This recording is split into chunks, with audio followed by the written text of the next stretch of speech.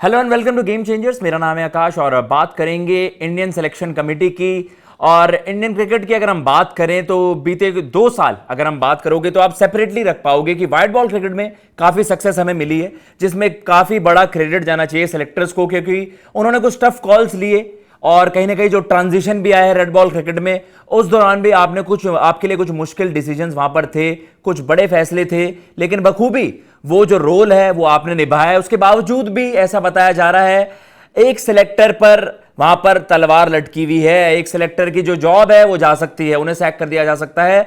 और अजीत अगरकर साहब पर क्या कुछ क्लैरिटी आई है, उनके किस तरीके से कॉन्ट्रैक्ट जो रिन्यूअल होना था, ड्यू फॉर रिन्यूअल था इस साल, आप कह सकते हैं यहां से कुछ 2-3 महीने पहले, तो उनको लेकर क्या कुछ डिसाइड हुआ वो आपको बताते हैं। आपके सामने स्टेटमेंट चलाते हैं जो कि एक टॉप बीसीसीआई सोर्स ने इंडियन एक्सप्रेस से बातचीत करते हुए बताया है।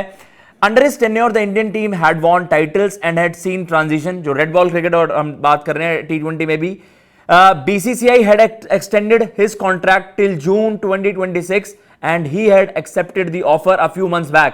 सो ये एक ऐसी खबर है कि मतलब ये ऐसा नहीं है कि अभी अनाउंसमेंट हुई है, लेकिन एक टॉप बीसीसीआई सोर्स ने इस चीज की कंफर्मेशन दे दी है कि अजीत अगरकर साहब, जिनका जो कॉन्ट्रैक्ट है वो अप फॉर रिन्यूअल था, इसी साल 2023 जुलाई में उनको अपॉइंट किया गया था एज अ सिलेक्टर और 2 मैनेजमेंट्स के साथ उन्होंने वहां पर काम कर लिया। पहले हम देख रहे थे कि आपको जो रोहित शर्मा राहुल द्रविड़ वाला एरा था उसमें भी हमने T20 वर्ल्ड कप वहां पर जीता। देन जीजी एरा हमें देखने को मिला किस तरीके से रेड बॉल क्रिकेट में उस तरीके की शुरुआत नहीं हुई। हम घर में न्यूजीलैंड से हारे, हम बॉर्डर गावस्कर ट्रॉफी हारे, इंग्लैंड सीरीज में हमने थोड़ा सा कम बैक कर लिया रेड बॉल क्रिकेट में, तो वहां से थोड़ी सी चीजें संभली है। लेकिन व्हाइट बॉल क्रिकेट की अगर बात करें तो गौतम गंभीर और अजीत अगरकर की इस जोड़ी ने तगड़ी टीम पिक करी थी चैंपियंस ट्रॉफी के लिए, कुछ टफ कॉल्स लिए, लेकिन इवेंचुअली इंडिया चैंपियंस ट्रॉफी में भी चैंपियन बनकर वहां पर सामने आया। तो कहीं ना कहीं ये है व्हाइट बॉल क्रिकेट में सक्सेस है और कहीं ना कहीं 2 सक्सेसफुल आपके लिए असाइनमेंट्स वहां पर रहे। तो अजीत अगरकर साहब को तो वहां पर उनका कॉन्ट्रैक्ट रिन्यू कर दिया गया है 2026 जून तक, तो वहां पर अजीत अगरकर साहब